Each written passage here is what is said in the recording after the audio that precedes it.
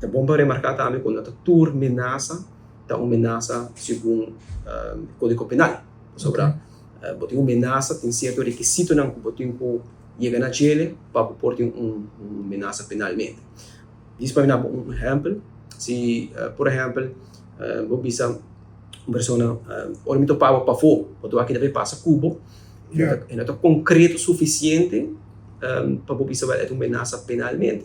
Naturalmente nós vou sentir está fastidioso, vou sentir que está ameaçando-me, sentimento não está duche, pero juridicamente não chega ainda na onda que me se está para pensar é uma ameaça penalmente. Do sistema de lei. Correto, sobre a lei, artículo específico de ameaça, está mencionando alguma atuação que o se tem como usa para ameaça, porque não está toda ameaça penal.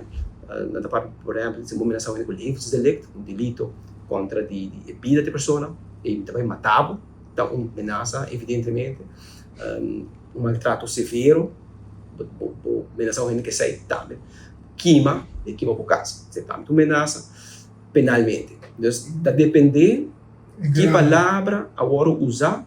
E não palavra só, atuação também, não? Atuação também porta uma ameaça.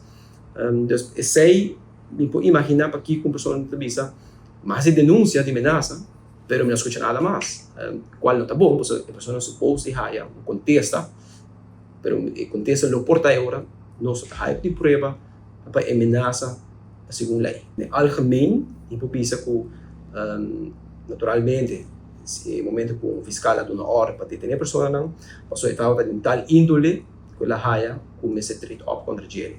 No caso aqui, ela vai contra a ameaça contra o Margesag, polícia, mas não está sobre a polícia sec a tratar, não, se está outra pessoa também, mas que está uma ameaça penalmente, que está fora do requisito, não, também a tratar.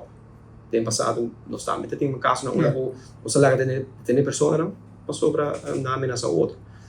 Trobe, portanto, a turbia ela passa, passou para lá, chega na conclusão que a ameaça não está fora tudo, não está chegando a requisito não necessário, o lei está requerido.